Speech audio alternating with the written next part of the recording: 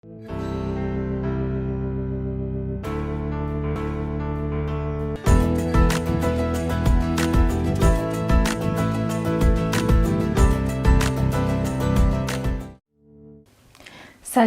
chers téléspectateurs et bienvenue à une nouvelle sortie de votre émission Globe Littérature Chrétienne.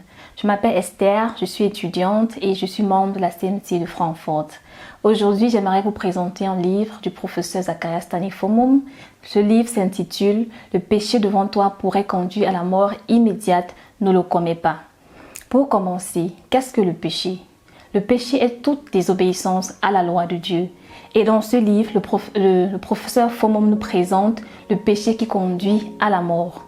Pour commencer, j'aimerais donc vous lire un extrait de ce livre. La Bible dit: si quelqu'un voit son frère commettre un péché qui ne mène point à la mort, qu'il prie et Dieu donnera la vie à ce frère. Il la donnera à ceux qui commettent un péché qui ne mène point à la mort. Il y a un péché qui mène à la mort. Ce n'est pas pour ce péché-là que je dis de prier. Toute iniquité est un péché. Il y a tel péché qui ne mène pas à la mort. 1 Jean 5, 16 à 17. Il ressort donc de ce passage, et l'auteur nous le présente également, qu'il existe deux types de péchés. Il y a un péché qui, une fois commis, une personne peut être restaurée au cœur de Dieu, elle peut se repentir et être restaurée au Seigneur. Mais il y a un autre type de péché qui, une fois commis, conduit à la mort. La mort pourrait s'en suivre de manière immédiate, mais une chose est certaine, l'espérance de vie de cette personne est raccourcie. L'auteur nous présente également des exemples de personnes dans la Bible qui ont commis des péchés qui conduisent à la mort. Mais avant de vous présenter ces exemples, j'aimerais encore mentionner quelque chose. Le péché qui conduit à la mort, tel que présenté dans ce livre, ou tel que défini à partir du modèle biblique, diffère d'une personne à une autre. C'est-à-dire un péché qui pour une personne la conduirait à la mort, pourrait ne pas conduire une autre personne à la mort.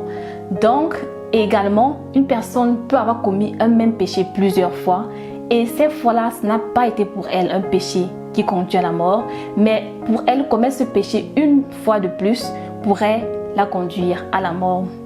Donc, maintenant, revenons aux exemples, aux extraits que j'aimerais partager avec vous. L'auteur en présente plusieurs, mais je vais juste en mentionner deux. Le premier exemple est celui de Ananias et Saphira. Les deux ont menti. Ils se sont accordés, ils ont menti. Et pour chacune de ces personnes, ce péché de mensonge les a conduits à la mort immédiate. C'est-à-dire quelques minutes, quelques instants après qu'ils aient proféré ces mensonges, le péché pour eux les a conduits à la mort. Ce péché les a conduits à la mort. Un autre exemple que j'aimerais mentionner est celui de Moïse. Il avait reçu des instructions claires du Seigneur. Il en a obéi à certaines, ou tout du moins, il a commencé à obéir à ces instructions-là. Et à un certain niveau, il a choisi de faire autre chose. Et pour lui, ça a été un péché qui conduit à la mort. Parce que par la suite, après avoir désobéi aux instructions reçues du Seigneur, le Seigneur lui a dit qu'il n'entrera point dans la terre promise. Ainsi, Moïse n'a pas pu vivre pleinement les desseins de Dieu pour sa vie et sa durée de vie s'est vue raccourcir. Cet exemple m'a particulièrement parlé parce qu'un incident s'est passé dans ma vie.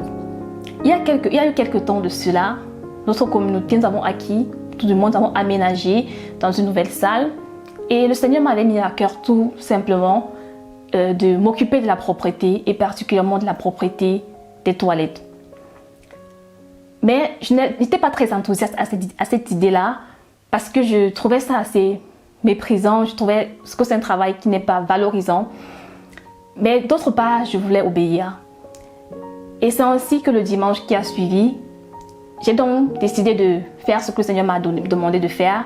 Et j'étais donc engagée à cela, engagée à vouloir aller nettoyer les toilettes après le culte chaque dimanche. Et j'avais besoin de certains instruments, de certains produits que je suis allée chercher à la cuisine de l'église. Et donc, arrivé à la cuisine, aussi banalement, j'ai trouvé des assiettes sales dans l'évier. Et je me suis dit, pourquoi pas plutôt laver les assiettes, pourquoi pas. Je trouvais ce travail plus honorable que celui de s'occuper des toilettes. Mais je me suis rappelé l'exemple de Moïse. Je me suis rappelé que le Seigneur lui avait remis plusieurs instructions. Il avait donné plusieurs instructions et Moïse avait commencé à y obéir. Mais à un certain niveau, il a pris un autre chemin. Et cette désobéissance-là a été pour lui un péché qui l'a conduit à la mort. C'est ainsi que je me suis décidée d'obéir totalement au Seigneur. Et j'ai donc pris sur moi cette tâche et j'ai continué à le faire dimanche après dimanche. Par la suite, en y réfléchissant, je me suis dit, ce péché, je veux dire, désobéir au Seigneur, choisir d'aller faire autre chose alors que je savais clairement ce qu'il attendait de moi, cela aurait été un péché devant les yeux du Seigneur. Cela aurait été une désobéissance à une instruction claire que j'avais reçue du Seigneur. Je savais que c'était lui qui m'avait parlé. Cela aurait pu me conduire à la mort. Et une autre chose dont je suis très certaine, c'est que désobéir au Seigneur dans ce cas-là et m'investir à la cuisine aurait tué mon service pour le Seigneur. Dans le sens où je serais en train de vivre dans une vie de désobéissance en croyant que je fais quelque chose pour le Seigneur. Aux yeux des hommes, on aurait peut-être pu m'apprécier, on aurait peut-être pu me louer pour cela, mais ce service devant les yeux du Seigneur aurait été vain. Et d'autre part, je pense que cela aurait également tué toute autre promotion du Seigneur.